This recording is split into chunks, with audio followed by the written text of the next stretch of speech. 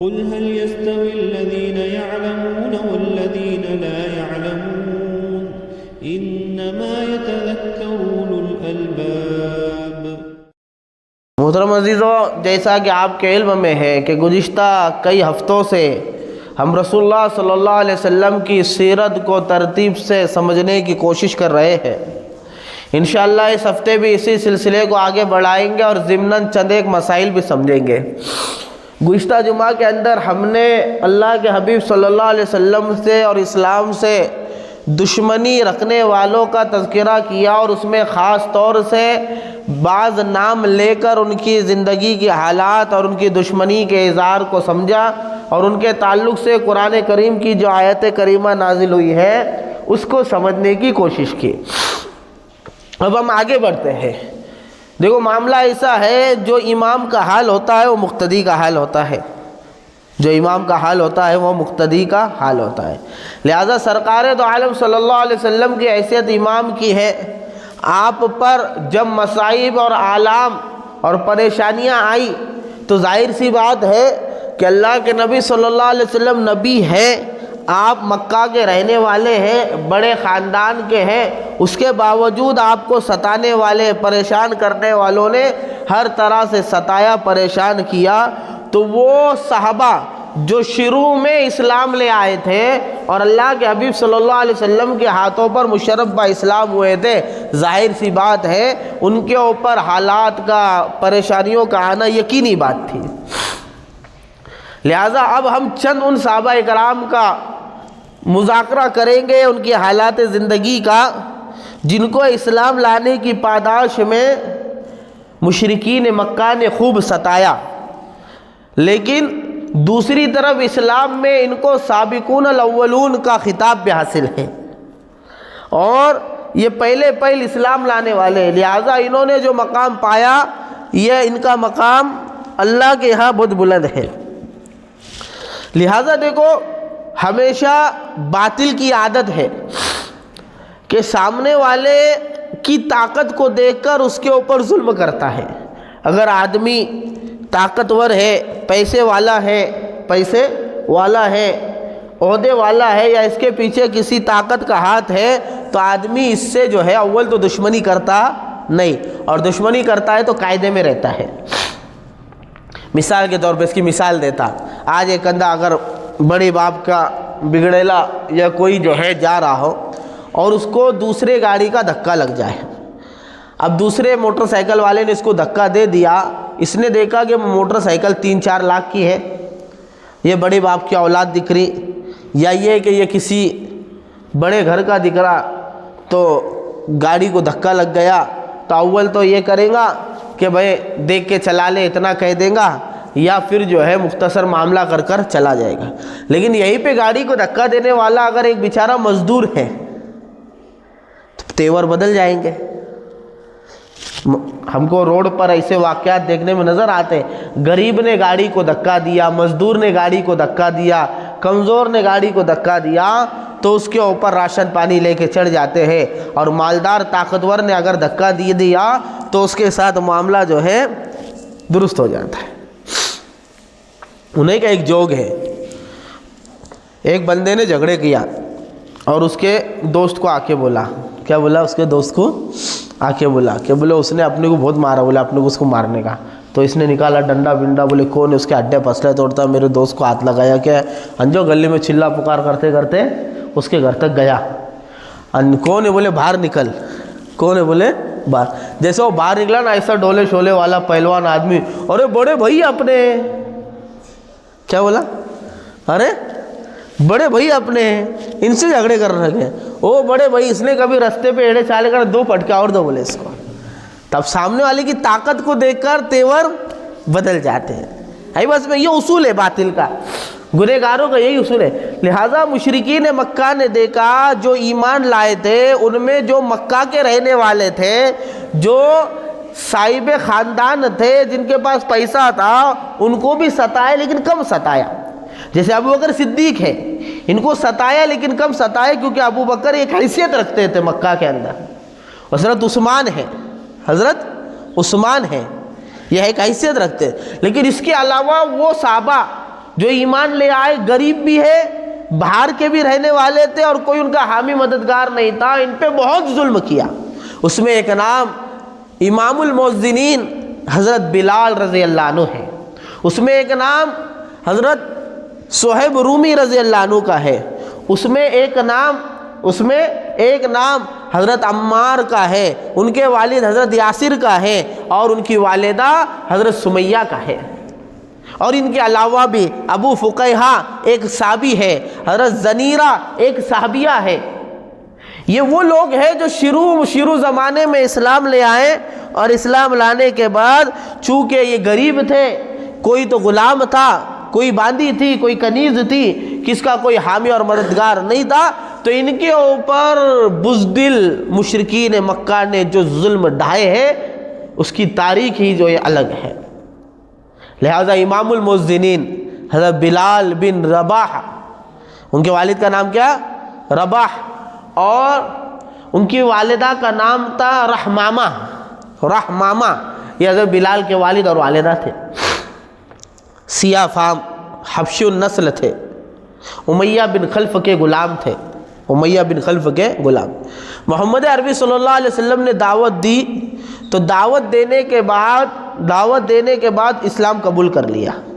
اسلام جب قبول کر لیا تو آقا کو معلوم پڑا کہ یہ غلام اس نے محمد کے ہاتھ پر ایمان قبول کر لیا، اور ان کے لیے تو کسی آزاد کا، یعنی امیہ بن خلف اور ابی بن خلف اور ابو جہل وغیرہ جو دشمنان اسلام تھے، ان کو تو یہ بھی گوارا نہیں تھا کہ ابو بکر جیسا طاقتور آدمی کیا کرے، مسلمان ہو جائے، کہ غلام مسلمان ہو گیا تو ابو بکر پہ جو غصہ نکالنا تھا وہ نہیں نکال پائے تھے، اور مالداروں پہ اور طاقتوروں پہ جو غصہ نکالنا تھا وہ غصہ نہیں نکال پا رہے تھے، تو غریب بلال کو جو ہے تختہ مشق بنایا۔ لہذا روایت میں ہے کہ دوپہر میں جب زمین تپ جاتی تھی، کپڑا اتار کر حضرت بلال کو لٹایا جاتا تھا، سینے کے اوپر بڑا پتھر رکھ دیا جاتا تھا کہ ہلچل نہ کرے، اور امیہ بن خلف اور دوسرے جو ہے تکلیف دیتے تھے اور یہ مطالبہ کرتے تھے کہ اسی حال میں مر جائیں گا یا پھر جو ہے تو محمد عربی کا انکار کر دے۔ تو عجیب کیفیت تھی حضرت بلال کی، زبان سے نکلتا تھا احد احد، اللہ ایک ہے۔ پوری پیٹھ جل کر خاک ہو چکی تھی۔ تھوڑا تصور کرو، بعض روایت کے اندر ہے کہ کبھی تو ایسے ہی کپڑا نکال کر جو ہے فرشی پہ زمین پہ لٹا دیتا تھا، کبھی گائے کے چمڑے کے اندر لپیٹ کر دھوپ میں لٹاتا تھا۔ ابھی دھوپ ہو اور چمڑا ہو تو چمڑے کی گرماس انسان کو کھانے لگتی ہے، چمڑے پہ لٹا کر اس طرح سے تکلیف دیتا تھا۔ کبھی ایسے ہی سینے پر پتھر پر سینہ لٹا کر سینے پہ پتھر رکھ دیتا، کبھی جو ہے ایسے ہی چمڑے کے پنا کر جو ہے اس کے اوپر لٹا دیتا، اور طرح طرح سے عذاب دیتا، طرح طرح سے ستاتا، اور یہی مطالبہ تھا کیا؟ یا تو مر جا یا محمد کا انکار کر دے۔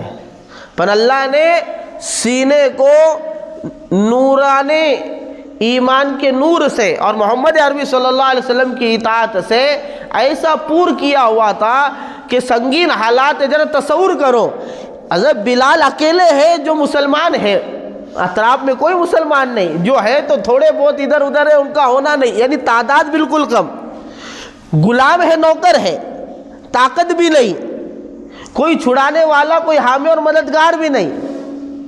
ایسے موقع کے اوپر ایسی سنگین حالت اور اس میں عہد کہنا، یہ واقعتاً اللہ کی طرف سے قلب کا ایمان کے نور سے اور ایمان کی طاقت سے منور ہونے کی علامت ہے، اس کے بغیر نہیں ہو سکتا۔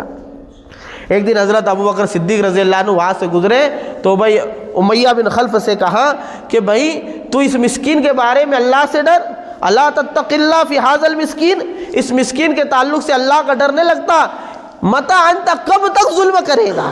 تو امیہ بن خلف نے ابو بکر سے کہا ارے تم ہی نے تو اس کو خراب کیا ہے، تم ہی نے تو اس کو خراب کیا ہے، پھر ابو بکر نے کہا اس کو جو ہے آزاد کر دے، اس کو آزاد کر دے، اور آفر دیا امیہ بن خلف کو۔ کیا آفر دیا؟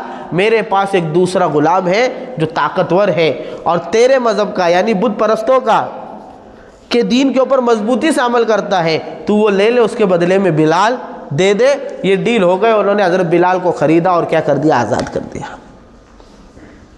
یہ بلال، اللہ کی شان دیکھو نا، غلام ہے، غلام ہے، ایمان لانے پہ حالات ایسے آئے، اللہ کے کلمے کو بلند کیا۔ جب اسلام بڑھا، مسلمانوں کی تعداد بڑھی، با جماعت نماز پڑھنے کا حکم آیا، تو نمازی کو جمع کرنے کے لیے مشورہ ہوا کہ بھئی کیسے جمع کیا جائے۔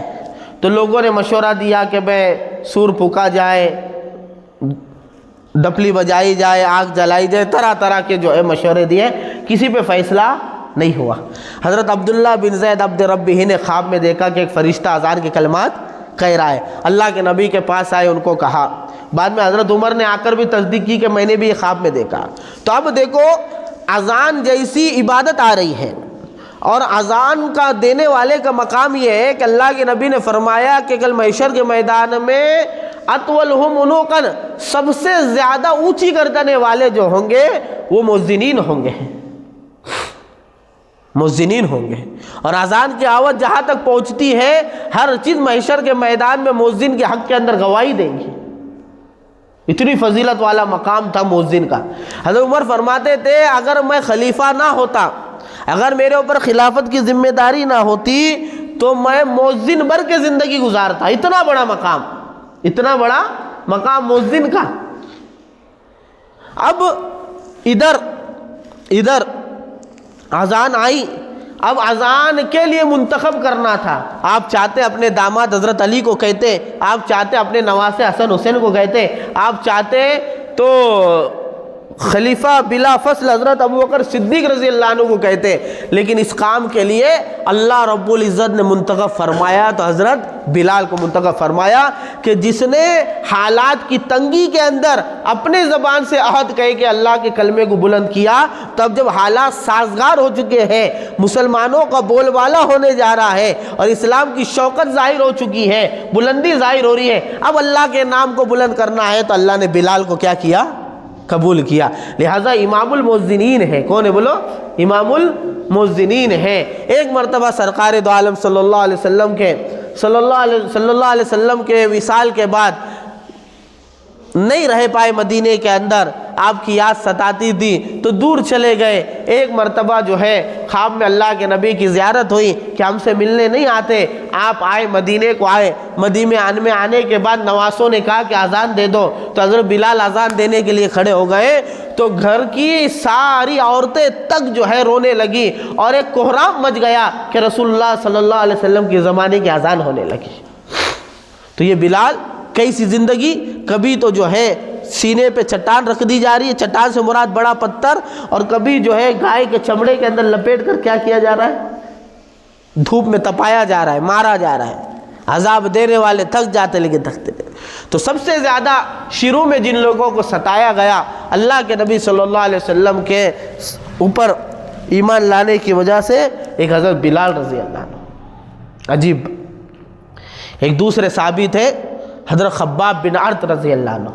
خباب بن عرط یہ بھی غریب صحابی تھے، یہ بھی کہتے غریب صحابی تھے۔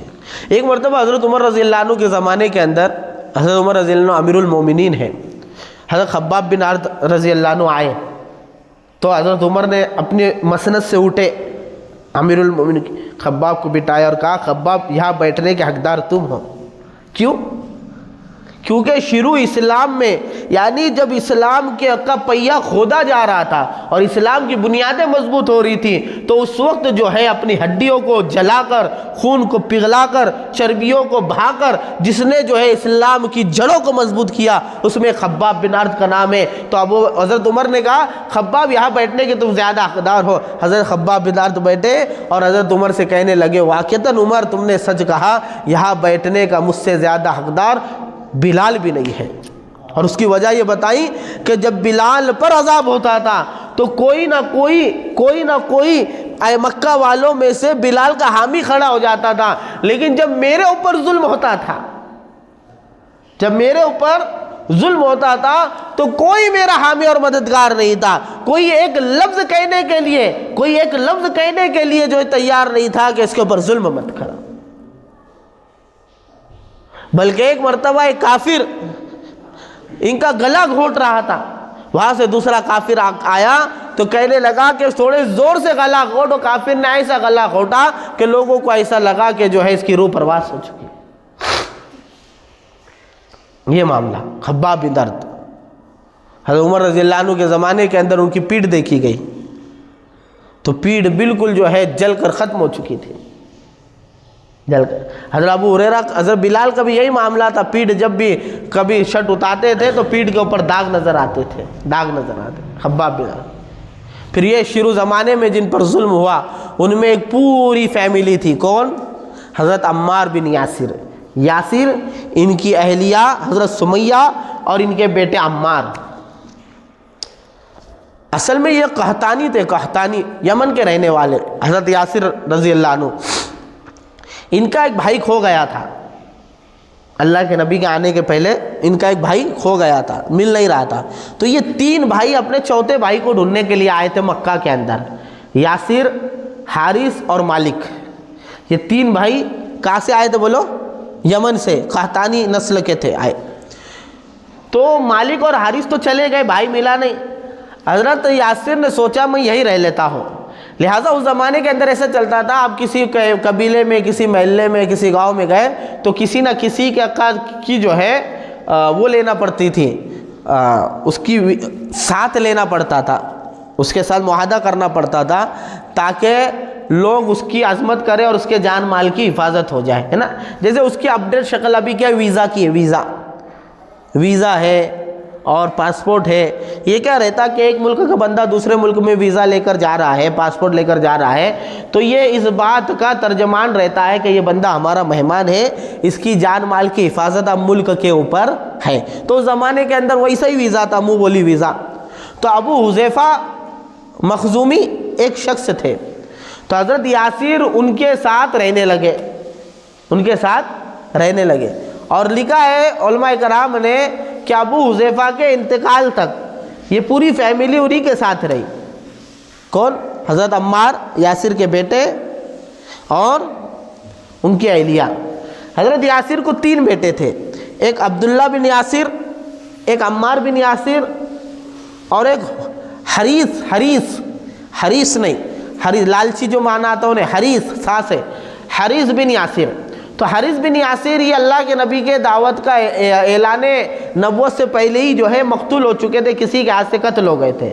البتہ یہ دو بیٹے اور حضرت یاسر اور ان کی اہلیہ، یہ تینوں کے تینوں جو ہے اللہ کے حبیب صلی اللہ علیہ وسلم کے ہاتھ پر ایمان لے آئے۔ اب ظاہر سی بات ہے ابو حذیفہ مکہ والے، یہ باہر کے رہنے والے، لہٰذا ان کے اوپر جب ظلم ڈھانا ابو جہل نے، امیہ بن خلف نے اور دوسرے دشمنان اسلام نے جب ظلم ڈھانا شروع کیا تو کبھی تو ان کو تپتی ہوئی زمین پہ لٹایا جاتا، کبھی سینے پہ پتھر رکھے جاتے، کبھی گالیاں دی جاتی، کبھی گھسیٹا جاتا۔ حضرت بلال رضی اللہ عنہ کو بھی ایک دن ایک خبیث نے پورے گاؤں کے اندر اور پورے علاقے کے اندر جو ہے پیر پکڑ کر یا ہاتھ پکڑ کر گھسیٹ کر لے گیا۔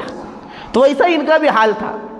اللہ کے نبی صلی اللہ علیہ وسلم کا وہاں سے گزر ہوتا تو کہتے عمار صبر کرو۔ اور ایک روایت کے اندر ہے کہ ایک مرتبہ حضرت عمار رضی اللہ عنہ اور حضرت یاسر رضی اللہ عنہ وغیرہ کو تپتی ہوئی ریت کے اوپر جو ہے اور تپتی ہوئی زمین کے اوپر جو ہے تپایا جا رہا تھا، جلا کر تکلیف دی جا رہی تھی۔ اللہ کے نبی صلی اللہ علیہ وسلم آئے اور دعا دیے، یا نارو کونی بردو علی عمار او یاسر کما علی ابراہیم، قرآن کے اندر ہے نا کہ جب نمرود نے اللہ کے نبی حضرت ابراہیم علیہ السلام کو آگ کے اندر ڈال دیا تھا تو اللہ رب العزت نے اس آگ کو حکم دیا تھا جس کو قرآن کہتا ہے یا نارو کونی برد و سلام علی ابراہیم، اے آگ ٹھنڈی اور سلامتی والی ہو جائے ابراہیم کے اوپر. تو وہی الفاظ دوہرا کر اللہ کے نبی حضرت یاسر کے تعلق سے کہتے تھے اے آگ اے گرمی تو یاسر اور آل یاسر کے اوپر ٹھنڈی ہو جا جیسا کہ تو حضرت ابراہیم کے اوپر ہوئی تھی. کبھی کہتے کہ اللہ یاسر اور عمار کو جو ہے قبول کر لے، صبر کی ان کو تلقین کرتے. حضرت علی رضی اللہ عنہ فرماتے ایک دن جو ہے حضرت اللہ کے نبی صلی اللہ علیہ وسلم نے فرمایا حضرت یاسر سر کے سے لے کر پیر تک پورے ایمان سے بھرے ہوئے ہیں، پورے ایمان سے. انہی مصائب کے اندر حضرت یاسر کا انتقال ہو گیا. انہی مصائب میں پریشانیوں میں حضرت یاسر کا کبھی کوڑے مارے جا رہے، کبھی گلا گھوٹا جا رہا، کبھی گرمی پہ لٹائی جا رہی، کبھی پتھر مارا جا رہا، تانے دیے جا رہے، اور کوئی حامی نہیں، کوئی مددگار نہیں، کوئی حامی نہیں، کوئی مددگار نہیں. دل کے اندر اللہ نے ایمان کے نور کو ایسا بھر دیا تھا، کوئی حامی نہیں. ذرا سوچو تو صحیح، ایک گاؤں ہے، ایک محلہ ہے، اس محلے کے اندر تم اکیلے مسلمان رہ رہے ہو اور اطراف والے سب جو ہے کافر ہے، فاجر ہے. اور کافر فاجر کیسے کہ جو تمہارے ایمان کے دشمن ہے، اور کھلے عام تم کو مارا جا رہا، کھلے عام، اور تمہارے مارنے کے اوپر کوئی قانونی کارروائی نہیں ہے. کوئی آج قانونی کارروائیاں ہیں، کمپلینٹ کرنے کا اختیار ہے، عدالتیں ہیں، اس کے باوجود اگر ایسی سنگینی آ گئی تو ہم مسلمانوں کا ایمان ڈاماڈول ہو جاتا ہے. پوری فیملی دشمن کے دہانے کے اوپر ہے، طرح طرح کے مصائب عالم رخصت ہو گئے، انتقال فرما گئے. حضرت سمیہ بوڑھی ہو چکی ہے، صنف نازک ہے، ملعون ابو جہل نے شرمگاہ کے اندر جو ہے برچا مارا، اسی زخم کے اندر شہید ہو گئی. لہذا لکھا علماء کرام نے اسلام کے اندر سب سے پہلی شہادت اگر کسی کو نصیب ہوئی تو حضرت سمیہ کو نصیب ہوئی، حضرت سمیہ کو نصیب ہوئی.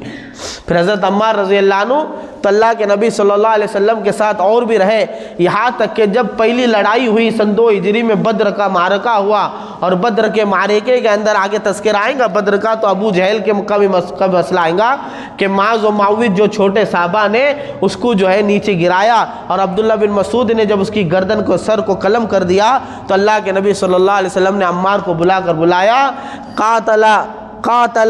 قاتل امی کا کہ اللہ نے تیری ماں کے قاتل کو ہلاک کر دیا. اللہ نے اے عمار، اللہ نے تیرے ماں کے قاتل کو ہلاک کر دیا. تو پوری فیملی، پورا پریوار اسلام کی بنیادوں کے اندر جو ہے قربانی دے چکا ہے.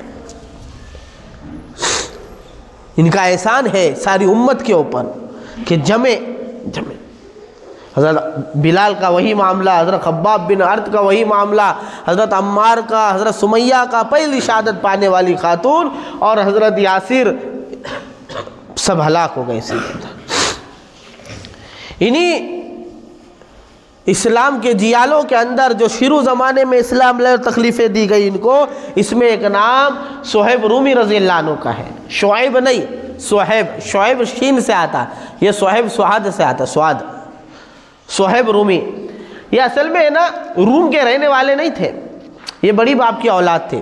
کسریٰ کی جب حکومت تھی اس علاقے میں تو ابلہ نام کا ایک شہر تھا، وہاں کے حاکم اور کیا بولیں گے اس کو، گورنر ان کے والد تھے کسریٰ کی طرف سے.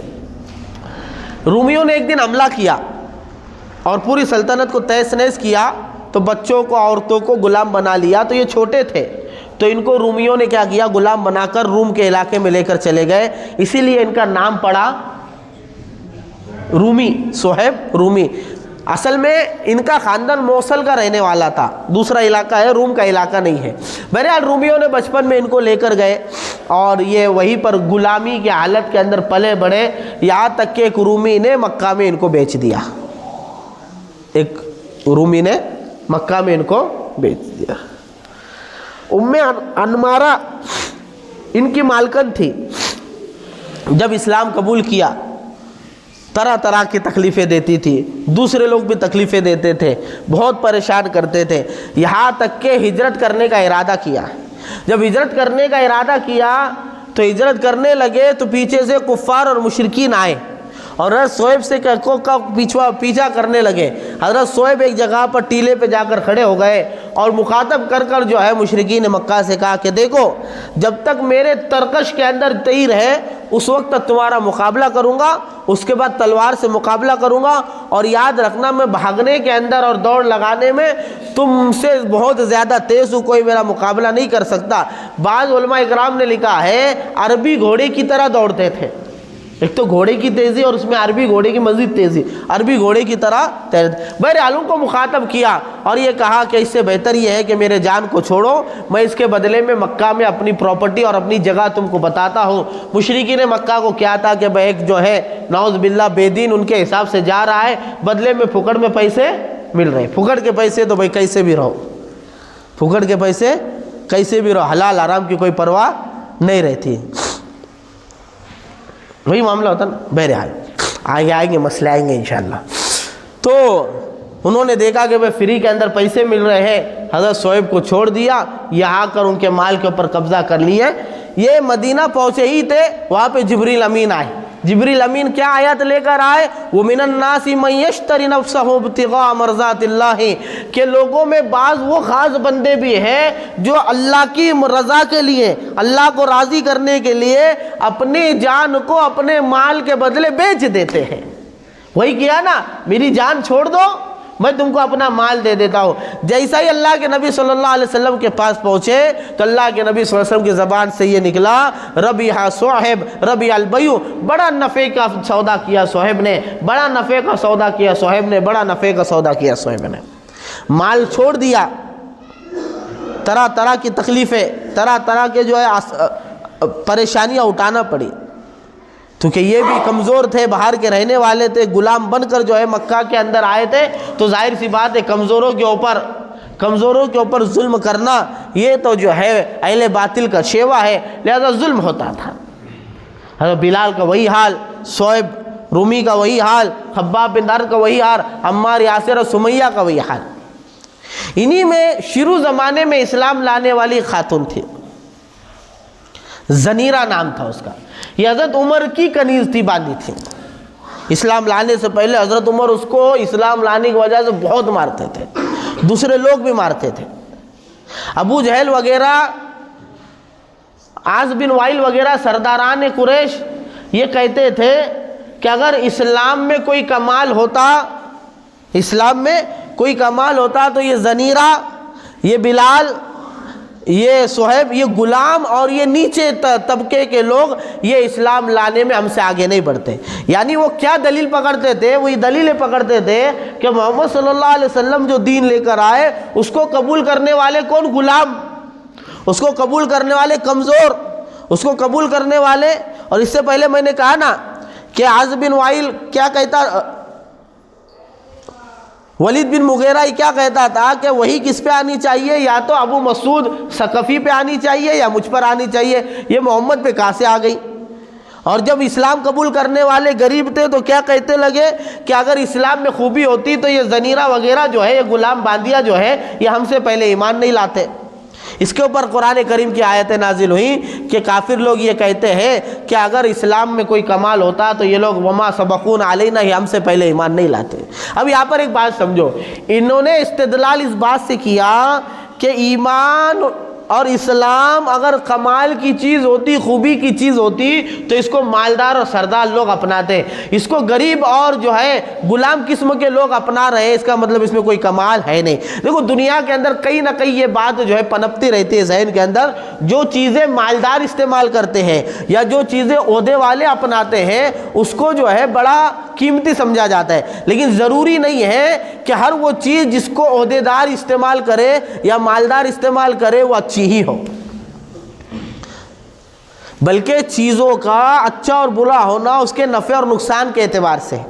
لہذا اسلام کو جب ادیان باطلہ کے سامنے رکھا جاتا ہے تو اسلام سے زیادہ باکمال جو ہے طریقہ زندگی اور دستور حیات موجود نہیں ہے۔ لہذا اسلام کی سچائی، اسلام کی خوبی، اسلام کا اعتدال، اسلام کا عدل و انصاف اور اسلام کی یکسانیت اور اسلام کی تعلیمات، یہ اسلام کے باکمال ہونے پر اور اچھا ہونے پر اور جو ہے کامیابی والا دین ہونے کے اوپر جو ہے گواہ ہے۔ کسی کے اپنانے اور نہ اپنانے سے اسلام پہ کوئی جو ہے آنچ نہیں آتی۔ اس لیے اس کو آج کے زمانے میں علماء یوں سمجھاتے ہیں، دیکھو ایک چیز جو ہے نا وہ اپنی ذات کے اعتبار سے خیر رہتی، آبجیکٹیو رہتی، آبجیکٹیو مطلب اس کی ذات کے اندر ایسی خوبی رہتی، ایسی سچائی رہتی کہ کسی کے ماننے اور نہ ماننے سے اس پہ فرق نہیں پڑتا۔ لہٰذا آج کے زمانے کے اندر اگر اللہ نہ کرے ایسا سما آ جائے جیسا کہ قرب قیامت میں آنے والا ہے، اللہ کے نبی نے فرمایا لا تقوم الساعۃ الا علی شرار الخلق، کہ قیامت بدترین لوگوں پر قائم ہوں گی، ایمان والے باقی نہیں رہیں گے، ہونے والے۔ لہٰذا اگر ایسا ہو جائے کہ اسلام کا ماننے والا کوئی موجود نہ ہو تو اس سے اسلام کی حقانیت پہ، سچائی پہ، کمال پہ اور حسن و خوبی پہ کوئی حرف نہیں آتا۔ وہ اچھا ہے، اچھا ہے۔ اس کو اور آسان سمجھو، سونا سونا ہے، چاہے بازار کی تھیلی میں ہو یا جو ہے بادشاہ کے تاج میں ہو، بادشاہ کے تاج میں ہو۔ سونے کی اپنی قیمت ہے، وہ اپنی ذات کے اندر قیمتی چیز ہے، بازار کی تھیلی میں ہے تب بھی قیمتی ہے، اور کسی جو ہے پرانے ڈبے کے اندر ہے تب بھی قیمتی ہے، اور بادشاہ کے تاج میں تب بھی کیا ہے، قیمتی ہے۔ لہٰذا بادشاہ کے تاج میں ہونے سے اس کا مقام نہیں بڑھ جا رہا، اور بازار کی تھیلی میں آنے سے اس کا مقام نہیں گھٹ جا رہا، اس کی جو ذاتی ویلیو ہے، ذاتی قیمت ہے، وہ اپنی جگہ پر ہے۔ اسی طرح اسلام کی سچائی، اسلام کی خوبی لوگوں کے ماننے اور نہ ماننے سے اس پہ کوئی اثر نہیں پڑتا۔ لہذا سب مسلمان ہو جائے، اللہ کی شان میں رتی برابر اضافہ نہیں ہوگا، اور سب منکر ہو جائے، اللہ کی شان میں رتی برابر کمی نہیں ہوگی۔ سب اسلام کے ماننے والے بن جائے تو یہ دلیل بن جائیں گے اسلام کی حقانیت کے ایسا نہیں ہے، اور سب انکار کرنے والے بن جائے تو یہ اسلام کے نعوذ باللہ جھوٹا دین ہونے کی دلیل بن جائے، ایسا نہیں ہے۔ بلکہ یہ ایسی حقیقت ہے، کوئی مانے تب بھی اسلام حق ہے، نہ مانے تب بھی اسلام حق ہے، نہ مانے تب بھی اسلام حق ہے، مانے تب بھی اسلام حق ہے۔ یہ حقیقت ہے اسلام کی، اور یہ چیز سمجھ کر جو ہے مسلمان کو جینا چاہیے۔ لہٰذا یہ مشرکین مکہ نے، سرداران قریش نے جب دیکھا کہ زنیرہ جیسی غلام باندی اور جو ہے بلال جیسے غلام، صہیب جیسے غلام، عمار یاسر جیسے غریب طبقے کے لوگ مسلمان ہو رہے، تو کیا استدلال کیا، کیا دلیل پکڑی؟ اگر اس میں کوئی کمال ہوتا تو سردار لوگ پہلے ایمان لاتے، غریب لوگ پہلے ایمان نہیں لاتے۔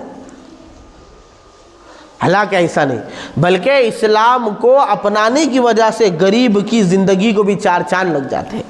تھوڑا تصور کرو، جیسے بلال رضی اللہ عنہ ایک غلام تھے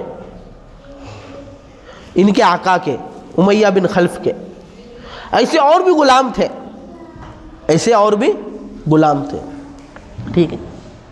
حضرت زنیرہ جیسی باندی تھی، ایسے اور بھی غلام تھے۔ حضرت عمار یاسر جیسے غریب پریوار کے لوگ تھے، حضرت صہیب جیسے غریب پریوار کے لوگ تھے۔ ایسے کئی ہزاروں لوگ مکہ کے اندر زندگی گزار کر چلے گئے۔ آج کتابوں میں ان کا نام نہیں، زبان پہ ان کا تذکرہ نہیں۔ اگر بلال جیسے غلام کا تذکرہ آج 1500 سال کے بعد بھی ممبر کے اوپر ہو رہا ہے، اور صہیب کا تذکرہ اور جو ہے زنیرہ کا تذکرہ، عمار و یاسر رضی اللہ عنہ اجمعین کا تذکرہ اگر ممبر کے اوپر ہو رہا ہے، تو یہ غلام وہ تھے جنہوں نے اسلام کو اپنایا تھا۔ اسلام کو اپنانے کی وجہ سے اللہ نے ان کو زندہ جاوید کر دیا تذکرے کے اندر، ورنہ کون پہچانتا غلام؟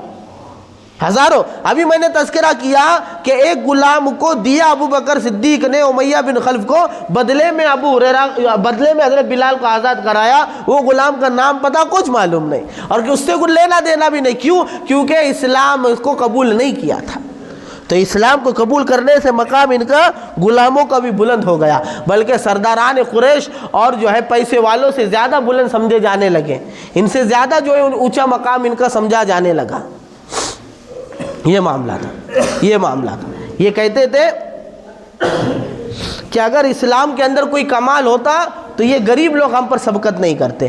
یہ وہ لوگ ہیں۔ اسی طرح ایک صحابی تھے، صحابی ابو فکیہا ان کا نام ہے، ہمارے زبان پہ زیادہ مشہور نہیں ہے، یہ بھی شروع میں اسلام لانے والے، انہوں نے بھی اسلام لایا۔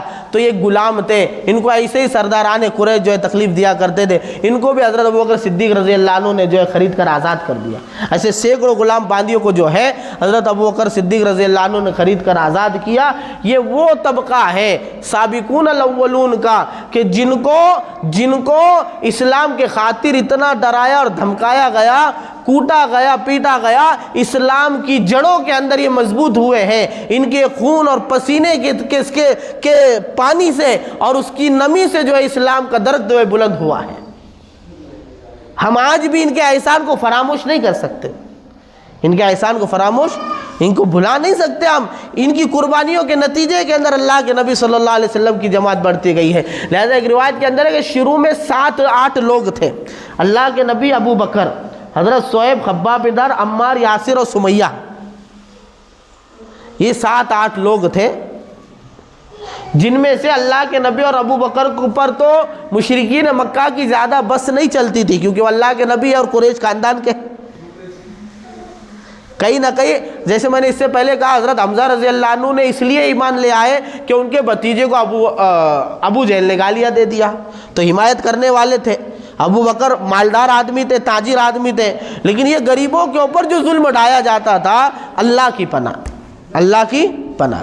یہ وہ لوگ ہیں جن کے دل کے اندر ایمان کا نور ایسا بس چکا تھا کہ حالات کی سازگارگی اور ناسازگارگی سے ان کے ایمان پہ اثر نہیں پڑتا۔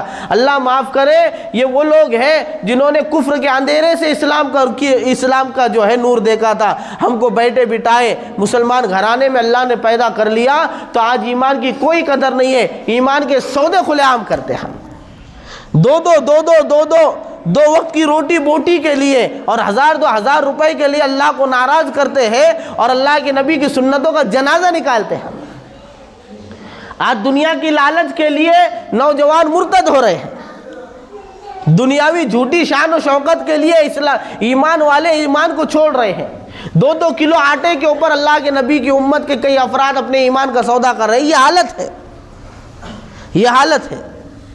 ایمان فکڑ میں مل گیا، وراثت میں مل گیا، اس لیے قدر ہے۔ کسی دن بیٹھ کے سوچنا چاہیے کہ اگر اللہ رب العزت مجھے خان صاحب کے گھر میں، شیخ صاحب کے گھر میں، عبداللہ بھائی، عبد الرحمن بھائی کے گھر میں پیدا نہیں کرتا، میں کسی سکارام تکارام کے گھر میں پیدا ہوتا اور زندگی بھر گھنٹی بجاتے میری موت آ جاتی، کوڑا کرکٹ کی طرح مجھے شمشان کے اندر جلا کر ندی کے اندر پھینک دیا جاتا، محشر کے میدان کے اندر جب آگ کھلتی، قبر کے اندر جب فرشتے سوال پوچھتے تو میرا کیا بنتا؟ یہ اللہ کا احسان ہے۔ اس کے اوپر اگر پوری زندگی کیل کے اوپر سجدہ کر کے اللہ اگر گزار دے تب بھی اس کا حق ادا نہیں ہوگا کہ اللہ نے بغیر مانگے مسلمان کا گھر عطا فرمایا۔ آج جھوٹی شان و شوکت کے لیے اللہ کے نبی کے دین کا جنازہ نکالا جا رہا، حرام حلال کی کوئی پرواہ نہیں رہی مسلمانوں کو، کیا پیٹ میں حلال جا رہا حرام جا رہا نہیں، کوئی پرواہ نہیں، کوئی لینا دینا نہیں، کوئی لینا وقتی تھوڑے سے نفع کے لیے جو ہے اللہ کا حکم بھی ٹوٹ رہا، نبی کی سنتیں بھی ٹوٹ رہی، سنتوں کا جنازہ بھی نکل رہا ہے، کوئی پرواہ نہیں۔ اس کی وجہ یہ ہے کہ یہ لوگوں کے اندر حضرت بلال وغیرہ یہ وہ لوگ تھے جنہوں نے آنکھوں سے کفر کو دیکھا تھا اور پھر آنکھوں سے ایمان کے نور کو دیکھا، تو ان کے پاس ایمان کی قدر تھی۔ ہم کو پھکڑ کے اندر جو ہے اسلامی گھرانہ مل گیا، اس لیے ایمان کی قدر نہیں۔ دیکھو یاد رکھو آخری کہ مسلمان بن کر پیدا ہونا الگ مسئلہ ہے اور مسلمان بن کر مرنا الگ مسئلہ ہے۔ ضروری نہیں ہے کہ جو مسلمان ہو کر پیدا ہوا ہے وہ مسلمان ہو کر ہی مرے گا۔ اور یاد رکھنا قرآن نے مطالبہ کیا ہے وَلَا تَمُوتُنَّ إِلَّا أَنْتُمْ مُسْلِمُونَ، کہ تمہیں مرنا ہے مسلمان ہو کر، بغیر اسلام کے کسی اور دین کے اوپر مرو گے تو ہمیشہ کی جہنم کے اندر پھینک دیے جاؤ گے۔ ضروری نہیں، کئی ایسے بندے ہیں کہ جب وہ مرتے ہیں تو ان کی نماز جنازہ مسلمانوں کی طرح پڑھائی جاتی ہے، مسلمانوں کے قبرستان میں ان کو دفن کیا جاتا ہے، جب مسجدوں سے ان کی میت کا اعلان ہوتا ہے تو مسلمانوں کی طرح اعلان ہوتا ہے، لیکن دل سے ایمان سلب ہو چکا ہوتا ہے، یہ مرتد ہو چکے ہوتے ہیں اور مسلمانوں کے قبرستان میں دفن ہونے کے باوجود کافروں کی فہرست میں محشر کے میدان میں اٹھائے جائیں گے۔ معمولی بات سمجھتے ہم ایمان کا چلا جانا۔ ارے سوچو اللہ کے نبی نے فرمایا سمندر میں انگلی ڈالو نکالو، یہ پورے کی جو زندگی ہے یہ زندگی ہے، یہ 70 80 100 سال کی زندگی، وہ ٹھاٹے مارتا سمندر آخرت کی زندگی۔ کتنا بے وقوف ہے وہ آدمی، کتنا بے وقوف ہے وہ آدمی جو ایک قطرے کو سنوارنے کے لیے سمندر کو خراب کر دے، سمندروں کو خراب کر دے۔ اس لیے میرے عزیزوں، اللہ نے ایمان دیا ہے، اس کو بچانے کی فکر کرو۔ یہ صحابہ کی زندگی اپنے سامنے رکھو، حضرت بلال کو پڑھو، عمار بن یاسر کو پڑھو، سمیہ کو پڑھو، حضرت خدیجہ کو پڑھو، صحابہ کی زندگی کو پڑھو، اپنے آپ کو ایمان کی محنت سے لگاؤ، تب جا کر ایمان بچے گا۔ اللہ رب العزت سے دعا ہے کہ اللہ رب العزت ہم سب کا خاتمہ ایمان کے اوپر فرمائے۔ اللہ اپنے فضل سے ہمارے گناہوں کو معاف فرما کر اللہ اپنے فضل سے جنت میں داخلہ نصیب فرمائے۔